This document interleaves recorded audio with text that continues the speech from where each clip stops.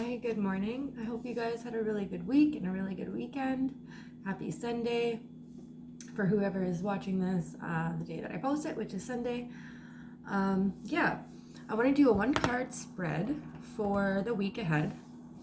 So we'll kind of just focus on one energy for the week that we might be dealing with or that we can embody, or both.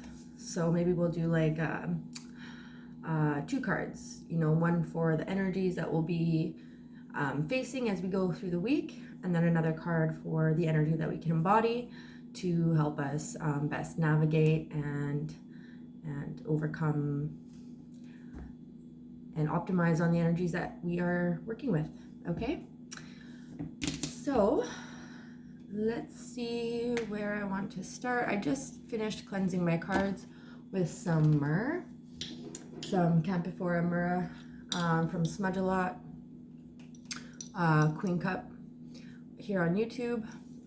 She's got the highest grade frankincense and myrrh, so that's the only thing that I use. I'm actually straight up out of frankincense, so I've just been using up the bit of myrrh that I have, and I'm gonna have to order some more frankincense. But Smudge a Lot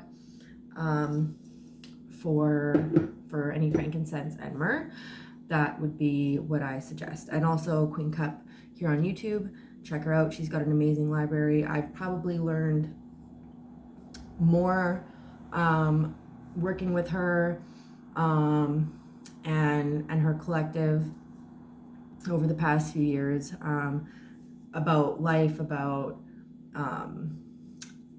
just about how to work with energies. It's been a long journey, and I've probably learned more just working with her than I have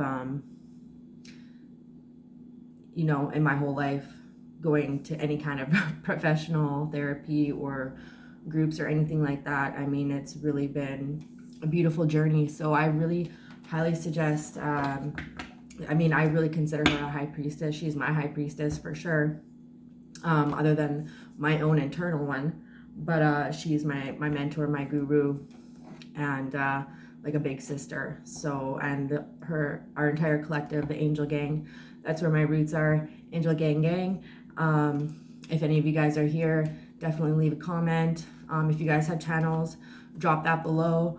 I would love to check it out, and so would anybody else stopping by. So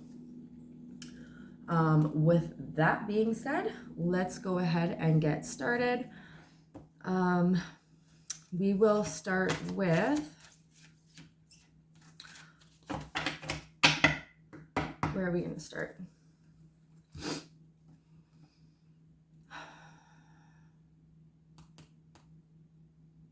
Okay, let's start with our prayer. So, Lord, my good shepherd, thank you for rising me up out of my bed this morning. Thank you for rising me to greet this day, for all the people that I will meet along the path, for my wonderful companion, Alaska, for the support, the love, the guidance, for the angels, for the interdimensional beings, for the guides and the spirit guides, for my own strength and discernment, for all the lessons, and for this beautiful adventure that we get to take part in each and every day in this school of life. I humbly ask that we clear out any interference and bring in clarity into the messages that are brought forward that are in the best interest for myself and the collective for the week ahead. In Jesus' name I pray. Amen. Okay, so let us start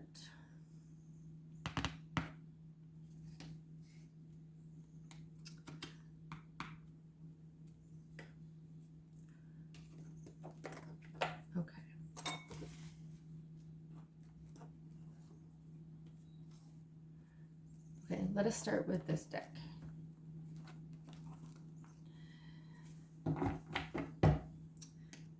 Oh, wait. I have to find the book because I want to read it out of the book. It's not actually the big book. It's like the little tiny guidebook that comes with it, but there's actually another bigger book that I haven't gotten yet. But this deck here was actually given to me by a friend that belonged to his friend who had passed away. And she was, I think we may have met once or twice, but I don't really remember her too well. But he had gifted me a few of her decks, and so it's almost like we were very kindred spirits that never quite got to meet in this life. But I always kind of thank her and love if she comes through. So her name was Maddie. So I'm gonna find this book.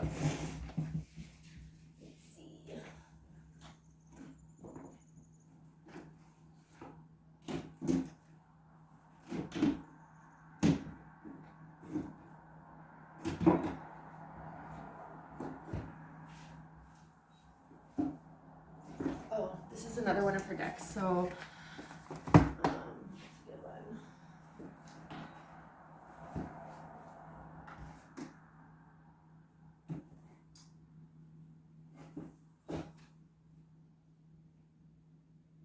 Oh, here it is.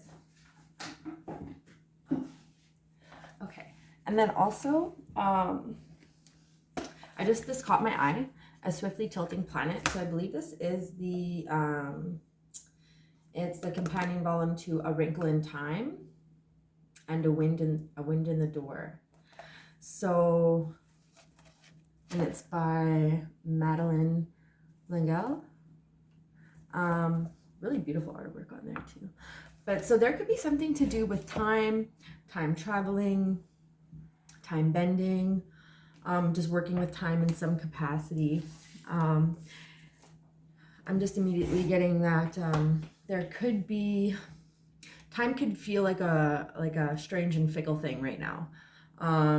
Some of us may feel as though, you know, this past week or couple of weeks or however, you know, couple of months, that time has really been a strange and fickle thing.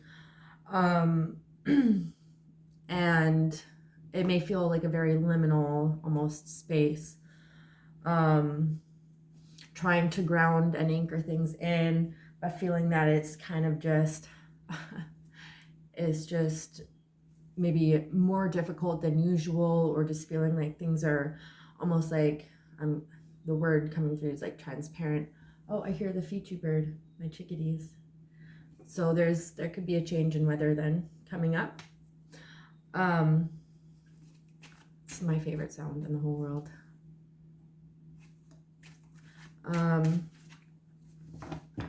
Chickadees could be significant. He comes to visit me every morning and sings for me, and I get to see him. But yeah, so time could be a thing right now. So be patient. Okay, now I gotta shut that window. Hold on.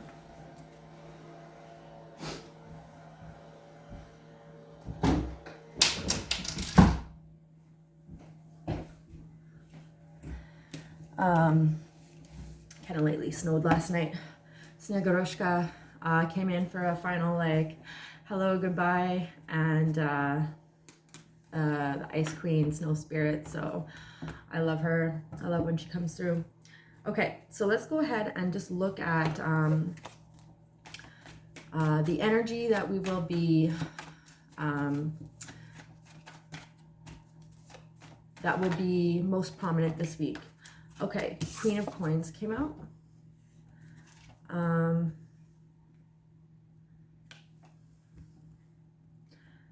Yeah. So you could look at this as Eve. You could look at her. You could look at her as Eve. You could look at her as Lilith. I personally would look at her as Lilith. She's because it looks like she is out of the Garden of Eden. She's out in the wild, and she's doing the damn thing. right? Praise to Lilith. So, yeah, she's rocking it. She's rocking it. So, I'm getting very, the need to be resourceful, or potentially separating from a comfort zone. Separating from a comfort zone, or a home. It could be something like that, and kind of going to the wild, but feeling very confident, and almost like you're exactly where like the comfort zone, as in, you know, the place that you knew, but going out into the wild, as it's unfamiliar, it's unintended, it's raw, but it's exactly where you shine, you know. It's like you were made, it's what you were made for. So to you, it's like it could be like just a new adventure, or yeah, just really taking something by the horns, and just killing it, you know what I mean? Just really doing, maybe even like surprising a lot of people. You could have a lot of people surprised at how well you're taking something on, or how well you're dealing with something in a new environment. They might be seeing you in a light that they've not seen you before. But it's definitely a lot of abundance, a lot of resourcefulness. It's almost like the queens are more of a solitary energy, as opposed, like it's kind of like going first, you know what I mean? Going first, kind of keeping yourself first of mind, and as opposed to, say, where the kings might, you know, be taking care of the village, the everybody, right? But the queen kind of goes first, so she, I mean, if that makes sense, it's more of a solitary energy, where, because as a feminine energy, we are so used to, and not just female, but the feminine energy, it's very nurturing, it's very life-giving, it is supportive to everybody around them, and sometimes at the expense, right, of oneself. But so this is kind of like no longer doing that, no longer offering yourself at the expense of yourself, right? That's not self-loving. So I really see you breaking off from something, and just really traversing a new tundra, a new environment, and really just being in your groove. It's like you know exactly what to do, you're having a good time doing it, you're just moving off of instinct, and so really positive. Ace of Coins at the split, Four of Cups. So yeah, at the split, the Ace of Coins, which you're holding right here, and then the Four of Cups. So he's really, there are some messages. Oh, look, there's the bird at the window that we just heard. But it's generally, this can be apathy, this can be avoidance, it can be dismissive, but in this card, he's really he's working on something. He's working on these 3 cups that he has, and he's really just focused on his work, and he seems quite content. But maybe just listen out for any messages, or there could be some divine guidance behind exactly what you're doing.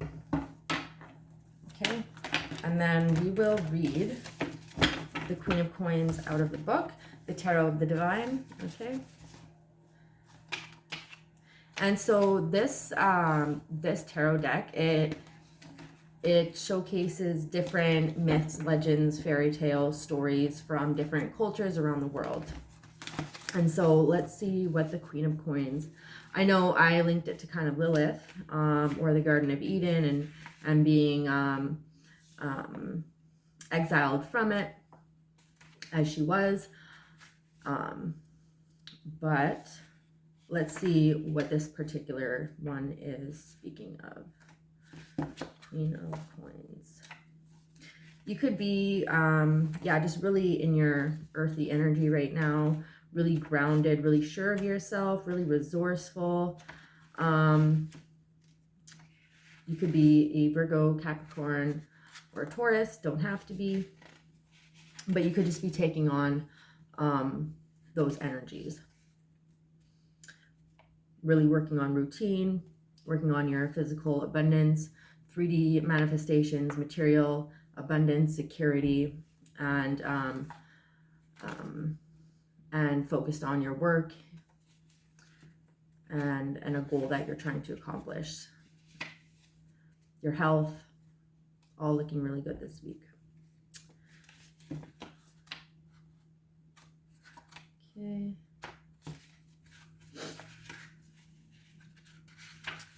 Yeah, element, really in your element. That's what I was trying to say. You're really in your element in this new environment. Either putting yourself in this new environment or being forced into a new environment, but you're in your element.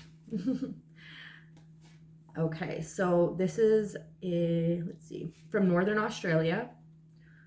It's a Gunwingu deity.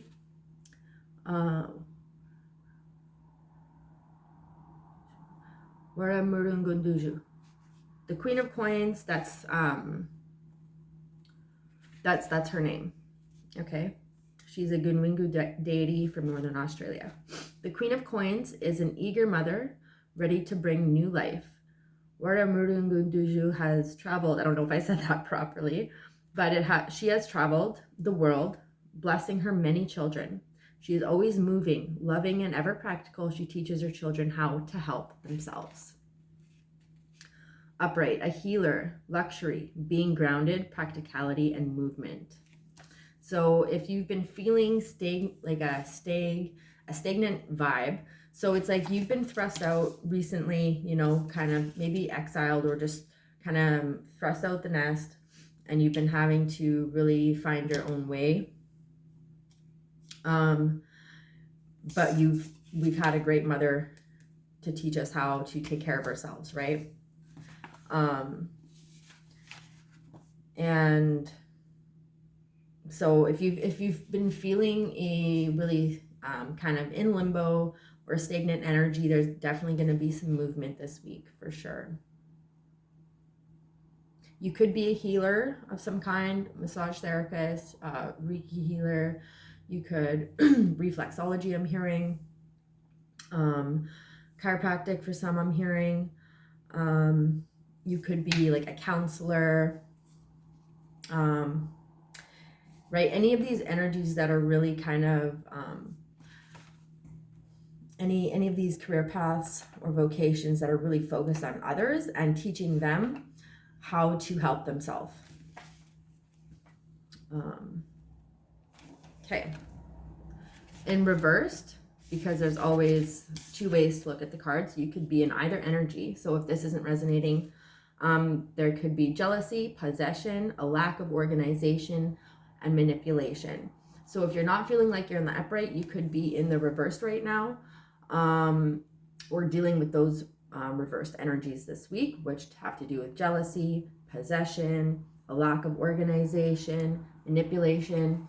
So don't have to be, but you could, right? Because the card can be read two ways, polaring, both on each end of the scale. So this week may be really focused on getting organized. It may focus on really getting honest, doing a self-check, a self-inventory with yourself, right? Check yourself, right? Before you wreck yourself, they say.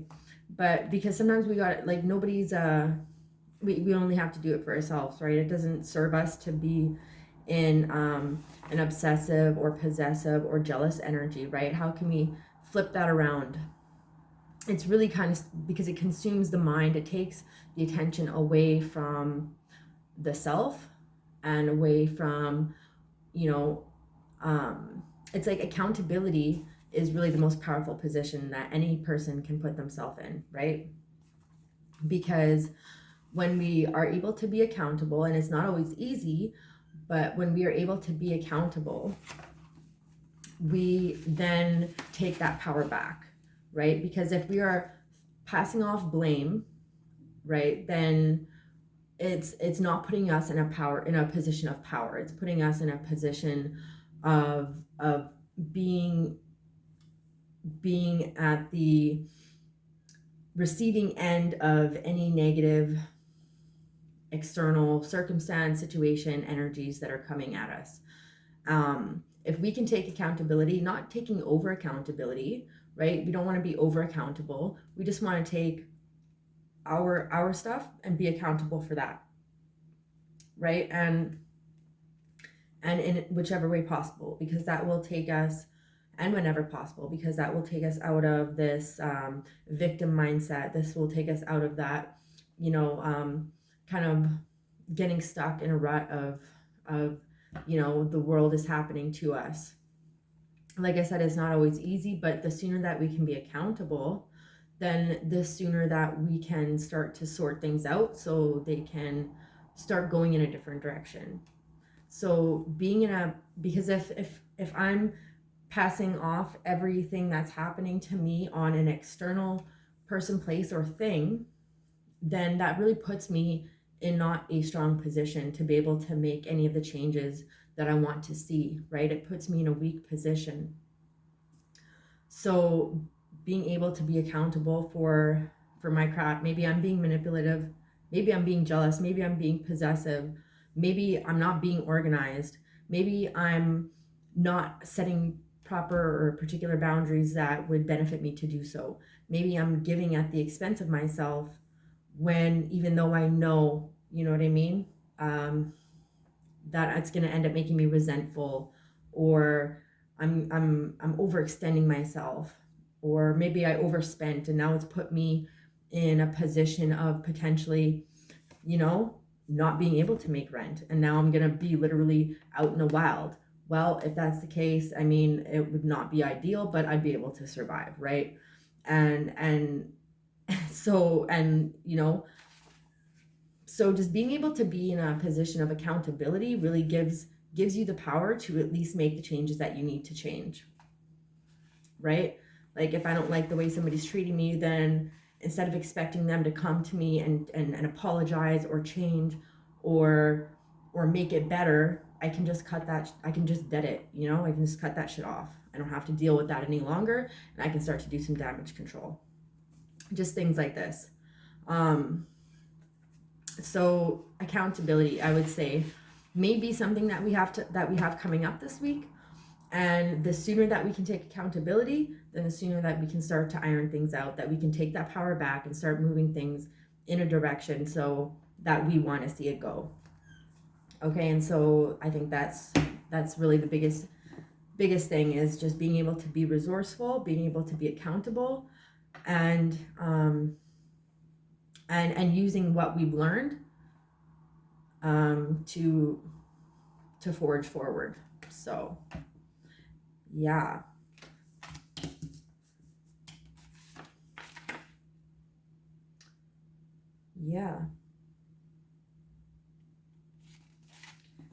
So for some of us, we still, even just doing an inventory check, I think is a great way. What have I done right? What's worked?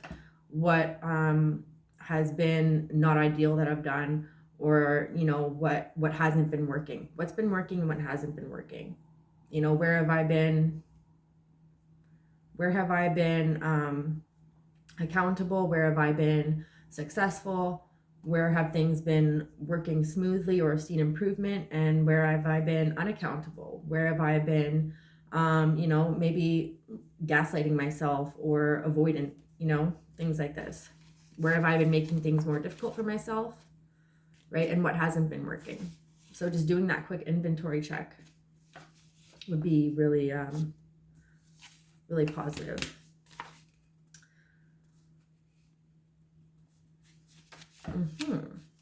Okay, so that's what I'm getting there.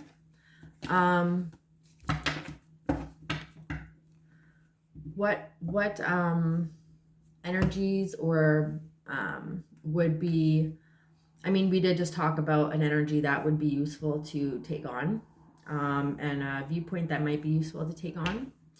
If this isn't resonating, if you don't agree, you can take it or leave it. Take what I'm saying with a grain of salt. I mean, I'm just somebody here on the internet, sharing my own experience, and what's worked for me, and how I myself, you know, work with these energies, right? But if it doesn't work for you, that's okay. I mean, you know yourself better than anybody here on YouTube or on the internet reading your cards. You know yourself better. I just use these cards to pick up on the energies that might be coming in, and the tool, and as a spiritual and practical tool in my life. Okay, so Temperance came out. So this is an energy that would be beneficial for us to embrace and embody this week. So Temperance, it literally means sobriety. It means a sober mind. It means a clean and sober body. Not overindulging or indulging at all. It's that spiritual and mental hygiene and the physical, you know, hygiene and love and self-care. It's setting those boundaries. It's taking a negative situation, instead of using that to fuel a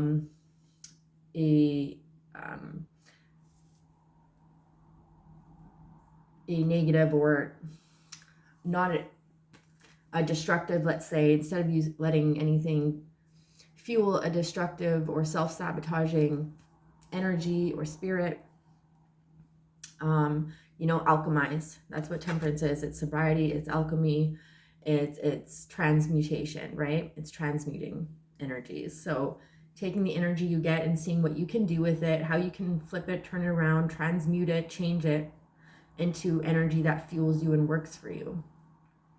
So all we can do is our part, and the rest that we just let it go. We might not have control over an outcome, but we can just do what we can do to put it in a direction of the best outcome for ourselves. But the actual result and the outcome, we got to leave that up to, it's going to be what it'll be. We just do what we can do. Okay, let's read that one. Temperance.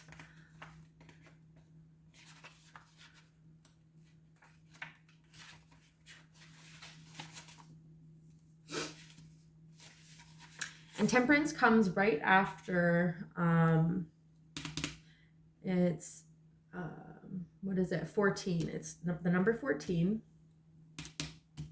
Okay, so, and it comes right after 13, which is death. So we may be coming out of a major transition, a major life transition, and we are now moving into Temperance, which is the balancing and alchemizing of and transmuting of that transition. Okay, so this is Bodhisattva Avalokiteshvara. Okay, I try to say that as best as I can. India, a Buddhist Bodhisattva. Temperance is about balance and meditation. It is being mutable, right, which is changeable.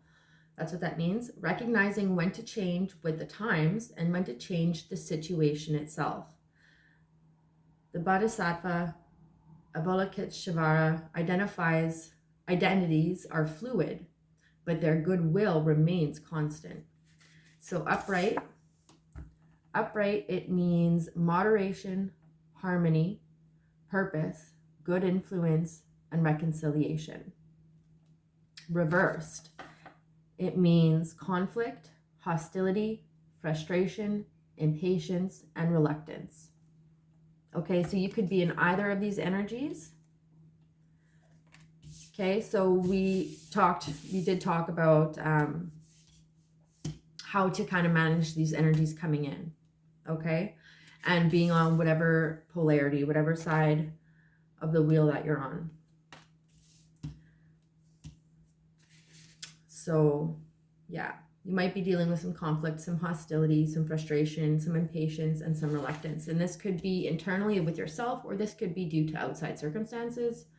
So it's just what can you do to transmute that energy? Using moderation, not overindulging or indulging at all. Really, gratitude would be a big thing this week. Just prayer and meditation and gratitude, I think, are major things. Good influence, reconciliation, purpose. Some of you may even want to try some qigong. I've been doing that almost daily, not every day. I try to, but it's a really good way to get breathing, and get your body moving, get that blood flowing, get that synovial joint fluid, lubricating those joints. Just movement, get that blood flowing, get your lymph nodes working, everything working, and get that chi moving as well, right? Emotions are energy in motion, right? So if we're not doing things to really move that energy, right, keep it cycling, move that energy, whether that's deep breathing from that diaphragm, right? Whether it's running, whether it's dancing, whether it's sweating, whether it's just crying, laughing, but something to hopefully get your body and that energy itself moving and cycling, because emotions are energy in motion. So when you start suppressing that energy, pushing it down, that's when we start to get blocked chakras or overactive chakras. And those manifest in physical ways, right? Physical pains, emotional as well as mental, right? So getting that energy moving, not suppressing it, because it's like, if you think of like a water tap, right? And that water running out, if you block that water, you put your hand up against that tap, it just starts right everywhere. It starts, it's not moving freely, and it starts kind of spouting out everywhere. So that's kind of like how energy works, how your emotions work, how your chakras work. So yeah, just doing something to move your body, right? Whether it's going for a walk, whether it's running, anything like that. Sweating is good, crying is good, anything to get that energy, your physical body moving, and that chi moving. So some qigong, if you just type in the in your YouTube search bar, if you go qigong, there's I'll recommend, there's a couple. The Shaolin monk, he does a 20-minute one, which I find really useful. I did it every morning. I found I was able to really gauge my focus in the morning and how it was doing, in comparison to other days, even just as an observation, right? Because it really helps with that as well, helps with the focus. But I could kind of see where I was off, things like that, right? He has some really good ones. And then there's another one. He does like these little 10-minute ones. And it's just like a different feeling doing those ones, but really, really good, really simple. And he really focuses too on just like, thanking your body, and really getting into your body, thanking your heart, thanking the earth, thanking your ancestors. But it's just these movements that he runs through. I'll find his name.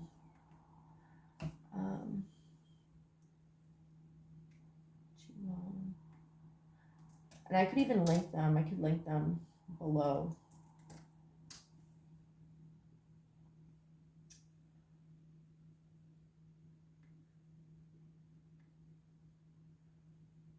Okay.